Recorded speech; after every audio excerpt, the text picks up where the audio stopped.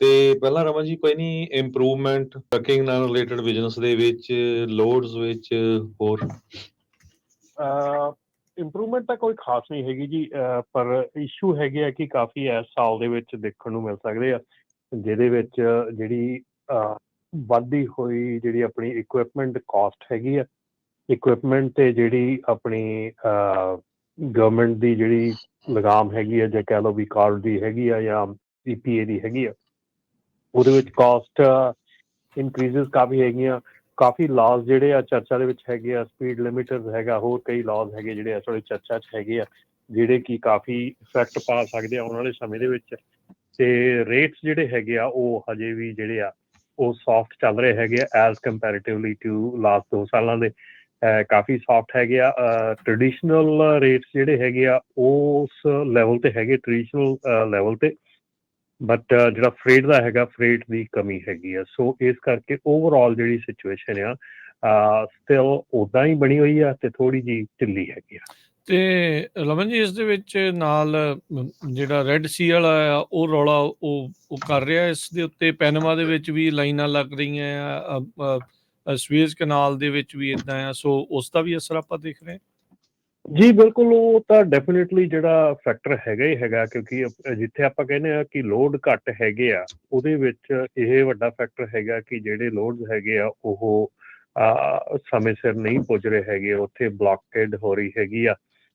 ਅਤੇ ਆਸ ਇਹੋ ਹੀ ਆ ਕਿ ਜਿਹੜੀ ਫਿਊਲ ਕਾਸਟ ਹੈਗੀ ਆ, ਜੇ ਉਹ ਨਾ ਵਧੇ ਅਤੇ ਵਧੀਆ ਗੱਲ ਹੈਗੀ ਆ, ਪਰ ਜੇ ਫਿਊਲ ਕਾਸਟ 'ਤੇ ਕੋਈ ਅਸਰ ਪੈਂਦਾ ਜਲਦੀ ਅਤੇ ਫਿਰ ਡੈਫੀਨੇਟਲੀ ਬੜਾ ਡੈਵਸਟੇਟਿੰਗ ਹੋਊਗਾ ਆਪਣੀ ਇੰਡਸਟਰੀ ਦੇ ਲਈ, ਟਰੱਕਿੰਗ ਇੰਡਸਟਰੀ ਦੇ ਲਈ, ਕਿ ਸਰਵਾਈਵ ਕਰ ਪਾਉਣਾ ਜਾਂ ਇਹਨੂੰ ਜਿਹੜਾ ਆ ਇਸ ਸਮੇਂ 'ਚੋਂ ਲੰਘਣਾ।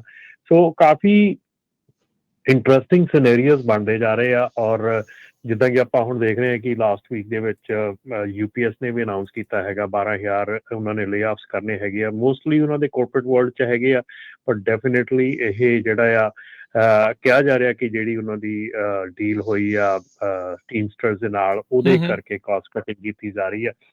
ਸੋ ਕਾਫੀ ਜਿਹੜੀਆਂ ਟੈਕ ਕੰਪਨੀਜ਼ ਹੈਗੀਆਂ ਇਸ ਵੇਲੇ ਉਹ ਮਤਲਬ ਕਿ ਇਹ ਕੰਮ ਕਰ ਰਹੀਆਂ ਹੈਗੀਆਂ ਕਿ ਬਹੁਤ ਜਿਹੜੇ ਇੰਪਲੋਈ ਕਟਿੰਗ ਹੋ ਰਹੀ ਆ। ਮੇਰੇ ਖਿਆਲ ਅਗਸਤ ਦਾ ਟਾਈਮ ਦਿੱਤਾ ਗਿਆ ਆ ਪ੍ਰੀਟੀ ਮੱਚ ਸਾਰੀਆਂ ਟੈਕ ਕੰਪਨੀਆਂ ਵੱਲੋਂ, ਜਿਹੜੇ ਉਹਨਾਂ ਦੇ ਇੰਪਲੋਈਜ਼ ਹੈਗੇ ਆ ਉਹਨਾਂ ਨੂੰ ਬੈਕ ਟੂ ਆਫਿਸ, ਜਿਹੜੇ ਘਰੋਂ ਕੰਮ ਕਰਦੇ ਸੀਗੇ ਉਹਨਾਂ ਨੂੰ ਬੈਕ ਟੂ ਆਫਿਸ ਆਉਣ ਦਾ ਅਗਸਤ ਤੱਕ ਦਾ ਟਾਈਮ ਮੇਰੇ ਖਿਆਲ ਦਿੱਤਾ ਗਿਆ। ਪਰ ਡੈਫੀਨੇਟਲੀ ਜਿਹੜੀ ਮਾਰਕੀਟ ਹੈਗੀ ਆ ਉਹ ਕਾਫੀ ਹੱਦ ਤੱਕ ਜਿਹੜੀ ਆ ਉਹ ਹਿੱਲੀ ਹੋਈ ਆ। ਅਤੇ ਦੂਜੇ ਪਾਸੇ ਜਿਹੜੀ ਆ ਆਪਾਂ ਦੇਖਿਆ ਹੀ ਆ ਕਿ ਜਿੱਦਾਂ ਫੈਡ ਨੇ ਕਿਹਾ ਸੀਗਾ ਕਿ ਇੰਟਰਸਟ ਰੇਟ ਡਾਊਨ ਕਰਾਂਗੇ, ਪਰ ਨਹੀਂ ਡਾਊਨ ਕੀਤਾ। ਸੋ ਉਹਦੇ ਵਿੱਚ ਵੀ, ਉਹਦੇ ਨਾਲ ਵੀ ਮਾਰਕੀਟ ਜਿਹੜੀ ਆ ਉਹ ਕਾਫੀ ਅਸਰ ਪੈ ਰਿਹਾ ਉੱਤੇ। ਜੀ ਬਿਲਕੁਲ, ਕਹਿੰਦੇ 2024 ਦੇ ਵਿੱਚ ਕਾਫੀ ਚੇਂਜਸ ਆਉਗੀਆਂ ਫਿਊਲ ਪ੍ਰਾਈਸਿਸ ਨੂੰ ਲੈ ਕੇ। ਪ੍ਰੈਡਿਕਸ਼ਨ ਇਹ ਕਰ ਰਹੇ ਆ ਕਿ ਰੈਗੂਲਰ ਗ੍ਰੇਡ ਗੈਸੋਲੀਨ ਤੇ ਹਾਈਵੇ ਡੀਜ਼ਲ ਪ੍ਰਾਈਸਿਸ ਘੱਟ ਹੋਊਗਾ।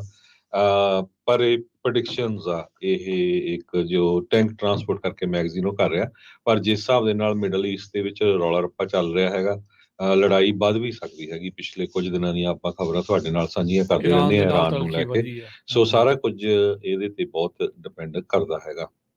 ਓਵਰਆਲ ਜੇ ਟਰੱਕਿੰਗ ਇੰਡਸਟਰੀ ਦੀ ਗਰੋਥ, ਬਹੁਤ ਵਾਰ ਸਾਨੂੰ ਸਰੋਤੇ ਵੀ ਕਹਿ ਦਿੰਦੇ ਵੀ ਤੁਸੀਂ 2035 ਦਾ ਹੁਣੇ ਦੱਸਣ ਲੱਗੇ ਆ। ਸੋ ਹੁਣ ਮੈਂ 2034 ਦਾ ਤੱਕ ਦਾ ਇੱਕ ਕੰਪਰੀਹੈਂਸਿਵ ਐਨਾਲਿਸਿਸ ਕੀਤਾ ਹੈਗਾ। ਉਹ ਦੱਸ ਰਹੇ ਆ ਵੀ ਟਰੱਕਿੰਗ ਇੰਡਸਟਰੀ ਦੀ ਗਰੋਥ ਜਿਹੜੀ ਆ 14.2 ਬਿਲੀਅਨ ਟਨ 2034 ਤੱਕ ਇਨਕਰੀਜ਼ ਹੋ ਜਾਊਗੀ। ਸੋ ਠੀਕ ਆ, ਬਿਲਕੁਲ ਰਾਈਟ ਨਾਓ ਸਲੋ ਆ, ਪਰ ਓਵਰਆਲ ਆਉਣ ਵਾਲੇ ਸਮੇਂ ਦੇ ਵਿੱਚ ਇਹ ਬਹੁਤ ਕੁਝ ਵਧਣ ਜਾ ਰਿਹਾ ਹੈਗਾ ਆ। ਕਹਿੰਦੇ ਵੀ ਟਰੱਕਿੰਗ ਸੈਕਟਰ ਸਿਰਫ ਵੋਲੀਅਮ ਦੇ ਵਿੱਚ ਨਹੀਂ ਗਰੋ ਕਰੂਗਾ, ਗਲੋਬਲ ਸਪਲਾਈ ਚੇਨ ਦੇ ਜਿੰਨੇ ਵੀ ਚੈਲੰਜਸ ਆ ਉਹਨੂੰ ਲੈ ਕੇ, ਤੋ ਹਰ ਪਾਸੇ ਜਿਹੜਾ ਹੈ ਇਹ ਜਿਹੜਾ ਗਰੋਥ ਹੋਊਗੀ।